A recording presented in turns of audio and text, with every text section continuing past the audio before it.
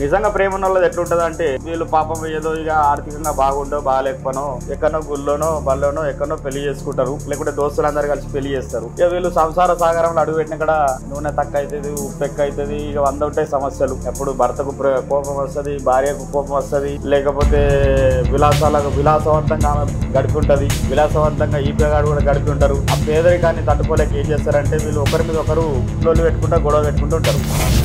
నువ్వు ఇబ్బంది ఎందుకు పడతావు, దాన్ని వదిలేసిరా, నీకు మంచి పిల్లని చూసి చేస్తాం, అమ్మ వస్తుంది, నేను మంచిగా చూసుకునే అమ్మాయి వస్తుంది, అందమైన పిల్లని తీసుకొస్తాం, మంచి జాబ్ చేసే పిల్లని తీసుకొస్తాం, నువ్వు ఎందుకు ఇబ్బంది పడతావురా, నువ్వు రా అని ఇటు సైడు అబ్బాయి తల్లిదండ్రులకు లేదంటే సంబంధికులు ఈ పిల్లగాడికి నోరిపోస్తూ ఉంటారు. ప్రేమించి పెళ్లి చేసుకొని మరి 100 మందికి పెళ్ళిళ్ళు అయితే మరి ఎన్ని జీవితాలు బాగున్నాయి లెక్కేస్తే. ప్రేమించి ఎప్పుడైతే పెళ్లి చేసుకుంటున్నారో 100 మందికి 10 జంటలు కూడా కలిసి ఉండలేవు జీవితకాలం. 90 మంది విడిపోతున్నారు. మరి దీన్ని బట్టి లెక్క అర్థం చేసుకో, మరి ఎవరు జరగొడుతున్నారు దీన్ని. నేను మా అమ్మ మాట వినుంటే రాజాలో ఉండేవాడిని. ఇప్పుడు నువ్వేం చెప్పాలనుకుంటున్నావు? నువ్వేం చెప్పాలనుకుంటున్నావో నేను అదే చెప్పాలనుకుంటున్నాను. అరేంజ్ మ్యారేజ్లో లెక్కలే వేరు. అరేంజ్ పెళ్లి చేసుకుంటే 4 వస్తారు, 4 మాట్లాడతారు, పెద్ద మనుషులు ఉంటారు, దాని లెక్కలే వేరు. అంతేగాని ఎప్పుడైతే నువ్వు ప్రేమించి పెళ్లి చేసుకుంటావో నీ బతకాగం. ఊర్ల పెంటో మామిడి పండ్లో చీరనో జాకెటో ఏదో ఒకటి ఉంటుందమ్మా. గొడవ ఇక్కడిక్కడ స్టార్ట్ అవుతాయి, అవి చిలికి పెద్దగా అవుతాయి, చిన్న రీజన్స్. ఇక ఆమెకు సంసారం చేసే ఉద్దేశం లేనప్పుడు మామిడి పండ్లు తెలియదని లొల్లు పెట్టుకుంటుంది, గొర్రెల పెంట తీసుకురాలేదని లొల్లు పెట్టుకుంటుంది, లేకుంటే చీర కొనియలేదని లొల్లు పెట్టుకుంటుంది. ఇక లొల్లు పెట్టుకున్న స్పెషల్ కారణాలు ఎత్తుక్కుంటూనే ఉంటాడు.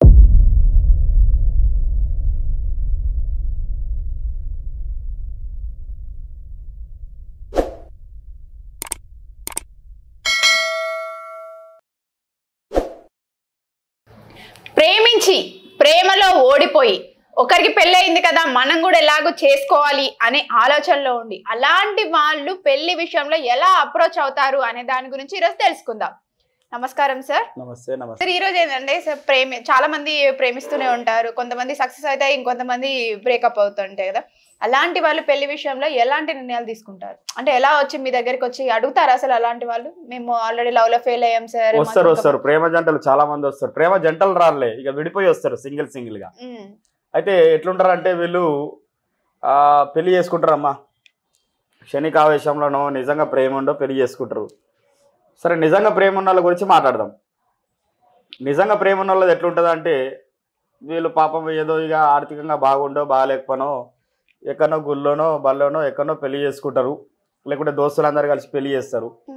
ఇక వీళ్ళు సంసార సాగరంలో అడుగు పెట్టిన కూడా నూనె తక్కువ అవుతుంది, ఉప్పు ఎక్కువ అవుతుంది, ఇక 100 ఉంటాయి సమస్యలు. ఎప్పుడు భర్తకు కోపం వస్తుంది, భార్యకు కోపం వస్తుంది, లేకపోతే విలాసవంతంగా ఆమె గడిపి ఉంటుంది, విలాసవంతంగా ఈ పిల్లగాడు కూడా గడిపి ఉంటారు.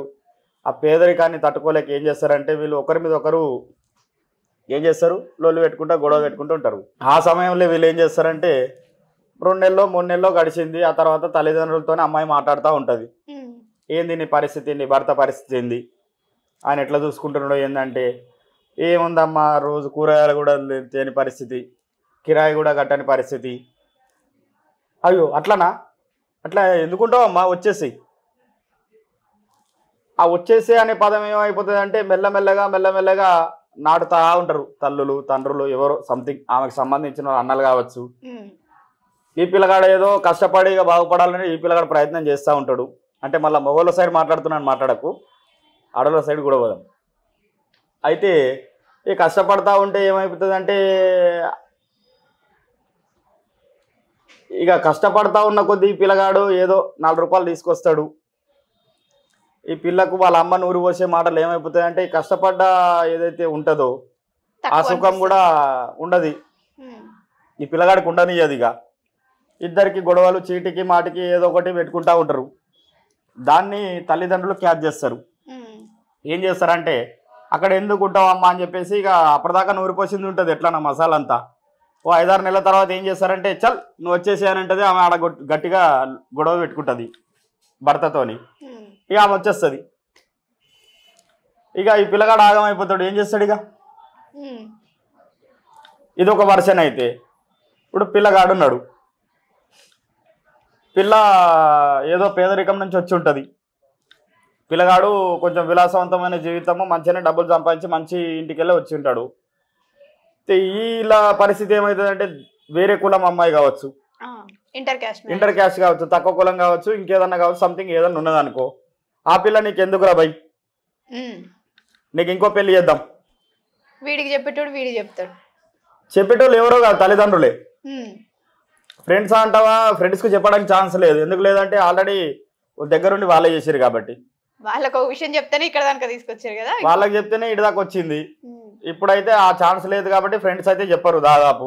ఇక చెప్పేది ఎవరయ్యా అని అంటే తల్లిదండ్రులు, అక్క చెల్లెళ్ళు. పిల్లగాడికి ఏమంటారంటే, ఓ నాని అది కరెక్ట్ లేదు, మనకు తక్కువ కులం అమ్మాయి, నీకు అవసరమా, నువ్వు ఇబ్బంది ఎందుకు పడతావు, దాన్ని వదిలేసిరా, నీకు మంచి పిల్లని చూసి చేస్తాం, కట్నం వస్తుంది, నేను మంచిగా చూసుకునే అమ్మాయి వస్తుంది, అందమైన పిల్లని తీసుకొస్తాం, మంచి జాబ్ చేసే పిల్లని తీసుకొస్తాం, నువ్వు ఎందుకు ఇబ్బంది పడతావురా, నువ్వు రా అని ఇటు సైడు అబ్బాయి తల్లిదండ్రులు లేదంటే సంబంధికులు ఈ పిల్లగాడికి నూరి పోస్తూ ఉంటారు.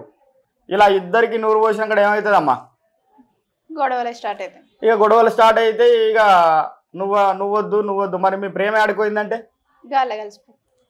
గాల్ల కలిసిపోతుంది. కాబట్టి ప్రేమికులు ఏంటంటే, అంటే నా పర్సనల్ సజెషన్ ఏంటంటే, మీరు ప్రేమించుకోవడం తప్పు కాదు, కానీ ఎప్పుడైతే మనం సంసార జీవితంలో అడుగు పెడతామో, అటు తల్లిదండ్రులు కావచ్చు, ఇటు తల్లిదండ్రులు కావచ్చు, వాళ్ళకి తీసుకుపోయి మీ బాధలు చెప్పిన తర్వాత ఇక వాళ్ళు ఏదో ఒకటి నూరిపోస్తూ ఉంటారు. వాళ్ళు మంచిగా నూరిపోస్తున్నారా చెడుగా నూరిపోస్తున్నారా పక్కన పెడితే అనవసరమైన పాయిజన్ మీ మైండ్లో నిండుతుంది. అది నిండిన తర్వాత ఏమవుతుంది, మీ భవిష్యత్తులో ఆగమవుతాయి. అందరు అలా ఉండరు కదా సార్, కొంతమంది పాజిటివ్గా చెప్పే వాళ్ళు కూడా ఉంటారు కదా. అందరూ అలా ఉండకపోవచ్చు, ఎవరైతే ఇలా చేస్తున్నారో వాళ్ళకే వర్తిస్తుంది. నువ్వు అన్నట్టు ఎవరైతే ఇప్పుడు ప్రేమించి పెళ్లి చేసుకొని మరి 100 మందికి పెళ్ళిళ్ళు అయితే మరి ఎన్ని జీవితాలు బాగున్నాయి లెక్కేస్తే. ప్రేమించి ఎప్పుడైతే పెళ్లి చేసుకుంటున్నారో 100 మందికి 10 జంటలు కూడా బాగా కలిసి ఉండలేవు జీవితకాలం. 90 మంది విడిపోతున్నారు. మరి దీన్ని బట్టే లెక్క అర్థం చేసుకో, మరి ఎవరు జరగొడుతున్నారు దీన్ని, ఎవరు జరగవచ్చు చెప్పు, నువ్వు చెప్పు. చెప్పుడు మాటలు వాళ్ళు చెప్పుడు మాటలు వినడం వల్లనే కదా సార్ వాళ్ళే చెడిపోయేది. మరి ప్రేమించుకున్నప్పుడు తెలియదా నీ బుద్ధి ఆడిపోయింది, అది వీళ్ళు వినేటప్పుడు కూడా ఆలోచించాలి కదా. అదే మరి నీ బుద్ధి ఆడిపోయిందని అడుగుతున్నా, అందుకోసమే, నిన్ను కాదు, ఎవరైతే చేసుకుంటున్నారో వాళ్ళు. Okay sir. నువ్వెందుకు ఫీల్ అవుతున్నావు అమ్మా? మాది అరేంజ్ మ్యారేజ్ సార్, నేనేం ఫీల్ అవ్వను. అదే మరి నువ్వు ఫీల్ అవుతున్నావు అయితే అంటున్నా. సరే ఓకే, నాది కూడా అరేంజ్, నేనేం ప్రేమించి చేసుకోలేదమ్మా. సార్ గొడవలు అనేటివి అరేంజ్ లో ఉంటాయి, లవ్ లో ఉంటాయి, కానీ దాన్ని వాళ్ళు ఎలా అరేంజ్ లో పెద్ద మనుషులు వస్తారు మాట్లాడతారు. అరేంజ్ మ్యారేజ్ లో లెక్కలే వేరు. నువ్వు ఒకటి కాదు 4 పెళ్లిళ్ళు చేసుకో. అరేంజ్ పెళ్లి చేసుకుంటే 4 వస్తారు, 4 మాట్లాడతారు, పెద్ద మనుషులు ఉంటారు, దాని లెక్కలే వేరు. అంతేగాని ఎప్పుడైతే నువ్వు ప్రేమించి పెళ్లి చేసుకుంటావో నీ బతకాగం. చేసుకోద్దని చెప్తున్నారా ఇప్పుడు వాళ్ళకి? నీ ఇష్టము, నీకు మంచి బుద్ధి ఉండి మంచి సంసారం చేసే బుద్ధి ఉంటే చేసుకోవచ్చు. మరి 10 జంటలు ఎందుకు మంచిగా ఉంటున్నాయి? మరి నేను మొత్తం 100కు 100 ఫెయిల్ అవుతున్నాయి అంటలేము కదా, 10 మంది ఎందుకు బాగుంటున్నారు? మరి వాళ్ళు చెప్పుడు మాటలు వింటలేరు, ఒకవేళ విన్నా వదిలేస్తున్నారు. వాళ్ళు చెప్పింది అవునా కాదా? అసలు నీ బాధ ఇంకొకటి చెప్పకపోతే నీకు సజెషన్లు ఎందుకు ఇస్తారమ్మా? కరెక్ట్. ఇప్పుడు భార్య భర్తల సంసారంలో 2 వ్యక్తులు ఉన్నప్పుడు, నాకు నా భర్త మంచిగా చూసుకుంటలేడు, లేకుంటే నా భార్య నన్ను మంచిగా చూసుకుంటలేదు అని నువ్వు చెప్పుకుంటేనే కదా తెలిసేది ఎదుటోళ్ళకు. సరే ఏదో సజెషన్ కోసం నువ్వు అడిగినావు, వాళ్ళు ఏదో నీకు నూరిపోసిండ్రు, అది ఎంతవరకు కరెక్ట్ మంచిదా కాదని తెలుసుకునేంత జ్ఞానం లేకపోతే ఆగమవుతారు. కరెక్టే. నీ సంసారంలో నువ్వే నిప్పులు పోసుకున్నాడు అవుతావు, నిప్పులు పోసుకున్న దానివి అవుతావు. సో అట్లా ఇప్పుడు మీ దగ్గరికి ఎవరైనా వస్తూ ఉంటారా సార్? అంటే నేను ప్రేమలో ఫెయిల్ అయ్యాను, నేను ఇప్పుడు చేసుకునే మ్యాచెస్ అయినా కూడా మంచిగా చూస్ చేసుకోవాలి, ఆల్రెడీ ఒక ప్రేమలో ఓడిపోయాను కాబట్టి, అట్లా ఎవరైనా వస్తారు? తల్లిదండ్రులు వస్తారు, తల్లిదండ్రులే వచ్చి చెప్తారు ఈ స్టోరీస్ అన్ని. అమ్మాయిలు కూడా డైరెక్ట్ వచ్చి చెప్తారు, అబ్బాయిలు కూడా వచ్చి చెప్తారు. తప్పేముంది? చెప్తారు, అయ్యా నా బాధ ఇది సార్, మా బాధ ఇది, మా అమ్మాయి ప్రేమించి పెళ్లి చేసుకుంది. లేదంటే డైరెక్ట్గా అమ్మాయి వచ్చి సార్ నేను ఇట్లా పెళ్లి చేసుకున్నా ఆయన నన్ను సరిగ్గా చూసుకునేటోడు కాదు. సరే ఇక వాళ్ళ పాత జీవితంలో మనం పోయి చూడలేదు, అమ్మ జడగొట్టిందా, నాయన జడగొట్టిండా, లేకపోతే అన్నయ్యలు జడగొట్టిండ్రా, సంబంధికులు జడగొట్టిండ్రా అనేది కాదు ఇక్కడ. మా దగ్గరకు వచ్చిన తర్వాత మేము ఆలోచించేది ఎలా ఉంటుంది అని అంటే, ఆయన మా కస్టమరు. అదే ప్రేమ జంటను విడగొట్టిన తల్లిదండ్రులు ఇప్పుడు అరేంజ్ మ్యారేజ్ చేస్తే సేమ్ చెప్పరా, చెప్పకుండానే ఉంటారా? మరి ఇది కూడా విడిపోతే చెప్తారు కానీ ఆల్రెడీ దెబ్బ తగిలి ఉన్నాయి కాబట్టి కొంచెం జాగ్రత్తగా ఉంటారు. ఎందుకోసం అంటే వాళ్ళకు నచ్చిన పిల్లగాడికి ఇస్తున్నారు కదా, అట్లా ఏం చెప్పారంటారు. ఇక దాదాపు మోస్ట్లీ ఉండదు. ఇక తల్లిదండ్రులు అట్లాంటి వాళ్ళు అయితే మనం ఏం చేయలేం. అంటే 100కు 95 మంది అలా ఉండరు. ఇంకో 5 మంది అంటవా, ఇక వాళ్ళు ఎట్లున్నా చెడగొట్టే లక్షణాలు ఉంటే నువ్వేం చేస్తావు, నేనేం చేస్తా. లోకంలో 2 ఉన్నాయమ్మా, మంచి ఉంది, చెడు ఉంది. చెడు 5% అయితే 95% మంచే ఉంటుంది. కానీ చెడు ఏం చేస్తుంది అంటే భూతద్దం లాగా ఈ మంచిని కప్పేస్తుంది. దాన్ని ఎవరు చూడలేరు. మంచిని చూసినంతగా, సారీ చెడుని చూసినంతగా మంచిని ఎవరు. మంచిగా సంసారం చేస్తున్నారు వీళ్ళు, మంచోళ్ళు, మంచి కప్పులు ఎవరన్నా గిఫ్ట్లు ఇస్తున్నారు ఎవరన్నా? ఇవ్వరు సార్. మరి చెడగానే వాళ్ళిద్దరు లొల్లులు పెట్టుకోగానే మొత్తము భార్యను వేధిస్తున్న భర్త, భర్తను చంపిన భార్య, ప్రియుడితో లేచిపోయిన భార్య, ప్రియురాలతో లేచిపోయిన భర్త, కుక్కర్లో ఉడికించిన భర్త. ఇవన్నీ ఎందుకు ఇంటున్నాం? మీరు చేసిన పెళ్లిళ్ళకి ఎవరైనా మీరు ఇంత మంచి సంబంధం కుదిరించారు కదా, తప్పకుండా మా పెళ్లికి రండి అని ఎవరైనా ఇన్వైట్ చేశారా? అలా చేసిన వాళ్ళ దగ్గరికి మీరు ఎప్పుడైనా వెళ్ళారా? ఇక నాకు అంత టైం ఉండదమ్మా, నేను కుదిరించడు నా డ్యూటీ. ఇక ఎంగేజ్మెంట్ పెళ్ళి అలా ఏముందో వాళ్ళు చేసుకుంటారు. నాకు ఇచ్చేది నువ్వు టైంకు నేను ఏం మాట్లాడినో గదిస్తే చాలు. నాకు వెళ్ళరన్నమాట మీరు ఒక్క పెళ్ళికి కూడా? అవసరం ఏమున్నది, మన డ్యూటీ అంతవరకే. అదే ఇంకో సంబంధం కలపడానికి ఆ టైం నువ్వు వెచ్చిస్తే బాగుంటుందని నా ఉద్దేశం. సార్ ఇప్పుడు ఈ 10 సంబంధాలు 10 అంటే 100లో 10 మంది బాగుంటున్నారు అన్నది, మిగతా 90 మంది విడిపోయారన్నారు. అలా విడిపోయి వచ్చి మీకు రీజన్స్ చెప్తారు కదా సార్, అప్పుడు ఏమన్నా మీకు ఇది అనిపించిందా, గీదానికే విడిపోయారా, దీనికేనా అని ఏదన్నా సిల్లిగా అనిపించిన ఏమన్నా ఉందా? కొందరు ఏంటంటే మామిడి పండ్లు కొనియలేదని, వాచ్ కొనియలేదని, లిప్స్టిక్ కాదు లిప్స్టిక్ తేలేదని, నన్ను బాగా చూసుకుంటలేడని.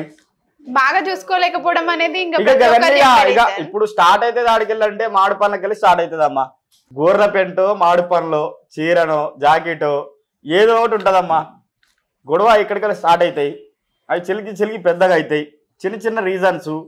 ఇక ఆమెకు సంసారం చేసే ఉద్దేశం లేనప్పుడు మామిడి పండ్లు తెలియదని లొల్లు పెట్టుకుంటుంది, గోర్ల పెంట తీసుకురాలేదని లొల్లు పెట్టుకుంటుంది, లేకుంటే చీర కొనియలేదని లొల్లు పెట్టుకుంటుంది. ఇక లొల్లు పెట్టుకున్న దానికి స్పెషల్ కారణాలు ఎత్తుక్కుంటూనే ఉంటాడు. ఎవరైతే ఆ వ్యక్తి గొడవలు పెట్టుకోవాలి అనుకుంటున్నారో, అమ్మాయి కావచ్చు, అబ్బాయి కావచ్చు, ఇంకా ఏదో ఒకటి, లేదంటే వీడు కూరలు ఉప్పు ఎక్కువైంది అంటాడు, లేకుంటే నూనె తక్కువైంది అంటాడు, లేకుంటే ఈ కూర ఎందుకు వండినావు అంటాడు. ఇక గొడవలు పెట్టుకోవడానికి కారణాలు అవసరం లేదు. ఎంతంత పుట్టియచ్చు కారణాలు. మంచిగా ఉండాలంటేనే కష్టం. ఏది సముదాయించి ఆమె కోపం వస్తే మనము తగ్గి ఉండడము, లేదంటే ఆయన కోపం వస్తే నువ్వు తగ్గి ఉండడము, ఇవన్నీ సంసారం చేసే లక్షణాలు అంటారు వీటిని. అట్లా అని చెప్పేసి పెద్ద తప్పుల్ని క్షమించకూడదు, ఖండించాలి. చెప్పే లెక్కను పెద్దగా చూసి భూతద్దంలో 4 మందిలా అపాస్పాలు కావద్దు. చెప్పడం తప్పు కాదు, దాన్ని పెద్దగా చేసుకొని ఇబ్బంది పడద్దు. ఎవరైనా చెప్పుకోండి, ఒకరికొకరు మీరిద్దరు మంచిగా ప్రేమించుకున్నప్పుడు ఎట్లయితే ఉన్నారో మరి జీవితంలో కలిసి నడిచేటప్పుడు కూడా అట్లనే ఆలోచించాలి. మంచిగా ఉండాలి, మంచిగా ఉందాము.